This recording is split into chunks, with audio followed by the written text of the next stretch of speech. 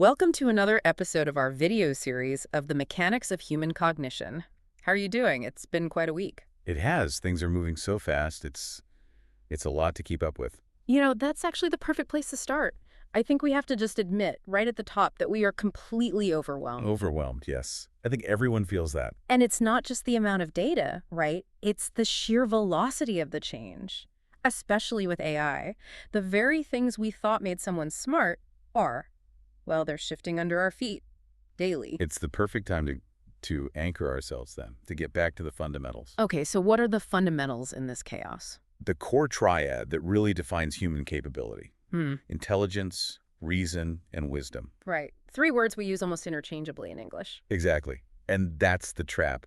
If we look at their original, more nuanced concepts, something like Zeka, Akıl, and Beggar, their mechanical separation is absolutely vital, especially now. So that's our mission for this conversation.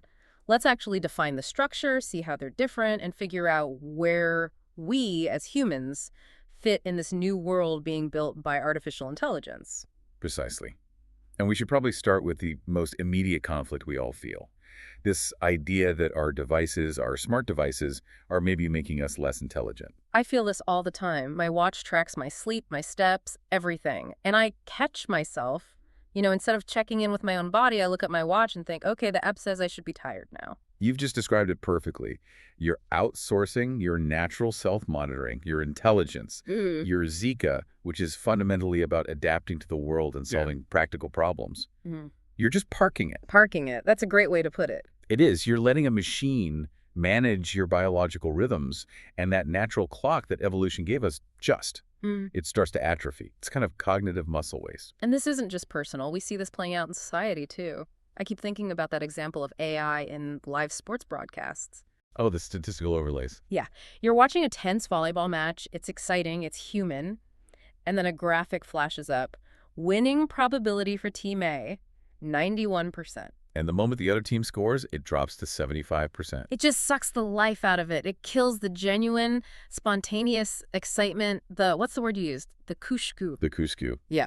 Because human enjoyment relies on not knowing, on the possibility. The machine is calculating odds, but you're there for the story, for the struggle. Yeah. It removes your personal investment. It disrupts the whole narrative. And this aggressive push for AI certainty that we see everywhere, it feels so frantic. It helps to remember that this has happened before. The AI winters. Yeah. Most people just think of them as periods when the funding dried up. But it was more than that, wasn't it? Oh, much more. They were crises of faith. In the first and second winters, there were these huge promises about generalized AI, about creating human-like reasoning. And when the tech couldn't deliver on that hype? The funding didn't just shrink, it collapsed. Investor confidence just vanished, sometimes to almost zero. So the urgency we're feeling now, with billions being poured in, it's driven by a fear of a third AI winter, a desperate race to justify the investment before that window of confidence slams shut again. And that pressure forces us to get very, very clear on what AI is and what it is not, which brings us right back to the hardest part. Differentiating intelligence from reason, Zeka versus Akıl. Exactly. And we have to say, there's no single perfect definition. A biologist and a computer scientist will define them differently. But for our purposes, let's pin down the mechanics. What is intelligence, Zeka, functionally speaking? Zeka is fundamentally computational power. It's the ability to adapt, to solve a problem efficiently, to navigate the practical world. It's like a mathematical engine. So it calculates risk, finds the optimal path? Yes, and it's something you can improve dramatically with training, with education, with practice. It's universal. Okay, so if intelligence is the universal math engine, how is reason or Akıl different? Because historically, Akıl is often treated as something more, sacred. That's because it is. Reason, or Akıl, is the operating system that integrates context and, crucially, morality. This is the key difference. Intelligence is universal and timeless. The math to solve a problem is the same everywhere, always. But reason isn't. No. Reason is local and time-bound. What do you mean by local? Local to you, to your personal mental universe, your culture, your beliefs, your past experiences, and this is critical, your emotional state. Ah. So emotions get in the way of pure intelligence. See, that's the common misconception. Emotions often get in the way of intelligence, but they actually strengthen reason. How does that work? How can a feeling make you more rational? Emotions are a weighting mechanism. They're a priority filter. Hmm. Your intelligence might give you 10 logical solutions to a problem. Your emotional system, fear, loyalty, compassion, steps in and says, yes, but this solution aligns with who I am. This one is more important. That's the job of reason. Let's make that concrete with the beggar test example. So I'm walking down the street, someone asks for money. Okay, your intelligence, your Zeka, immediately starts calculating. It accesses data.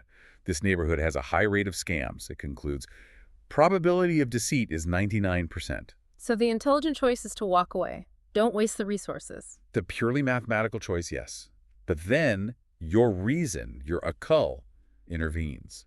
It says, wait, a human being is involved here. And that 1% chance that this person is in genuine, desperate need. It carries a moral weight that completely outweighs the 99% probability of being scammed. Your reason prioritizes compassion over optimization. So they have to work together. They must. It's an absolute rule. Reason without intelligence is powerless. It has good intentions but can't act effectively. But intelligence without reason, that's just destructive. It's a blind optimization engine. Which leads to the big societal problem, right? It's not enough for a few brilliant people to have this synergy. It's a distribution problem. A country can have plenty of geniuses, but if that intelligence and wisdom isn't packaged, I suppose, and distributed so that it becomes common sense for everyone, the whole society becomes unstable. And it's so hard to distribute because even in our own minds, knowledge isn't as stable as we think it is. Not at all. We think certain things are absolute facts, like my mother loves me or my business partner is loyal. You feel it with 100% certainty. But then one event, a moment of intense fear, a betrayal, a fight, can cause that entire structure of certainty to just crumble in an instant. The knowledge was never stable. It was conditional. It was vulnerable to emotional pressure. And this is where our education systems, I think, are really failing. They're not packaging the genius. What do you mean by that? We need to take the big ideas, the rational frameworks of our best thinkers, and put them on the store shelf of common knowledge in a way that anyone can pick them up and use them. But there's a force that actively works against that, isn't there? The state. Historically, the state seems almost afraid of high-level intelligence. It is. The state, as society's regulator, fears high-level Zeka because it represents independent thought that can escape central control. Someone who is highly intelligent and rational is, frankly, much harder to govern. I mean, history is full of examples. Socrates, for one, thinkers persecuted because they questioned the established order. Exactly. High intelligence challenges the norms that power structures rely on, which leads to a really uncomfortable paradox about our own political systems. Democracies and republics, yes. We say we want an educated populace, but these systems often get their political energy, their momentum from simplifying things. From boiling complex issues down to lower common denominators. It's an uneasy truth. The collective passion needed to run these systems often relies on a kind of cognitive simplicity, which can make them resistant to very complex, nuanced solutions. Okay, that's a huge point. Let's take that tension and pivot back to AI, keeping that distinction, intelligence versus reason front and center. Right. So we agree. Current AI is a master of intelligence, of Zeka. It's a phenomenal calculator. But we have to see it for what it is. I call it the empty glove analogy. The empty glove. Artificial intelligence is an empty glove. It only produces those incredible results. 10 times the speed, 10 times the capacity, when a human hand, a natural intelligence, is inside it, providing direction. The danger, then, is when we take our hand out of the glove, when we give the AI full autonomy.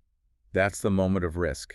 If you ask it to summarize a book you've never read, or to analyze a field you know nothing about, it will generate a confident, fluent answer that might be completely factually wrong.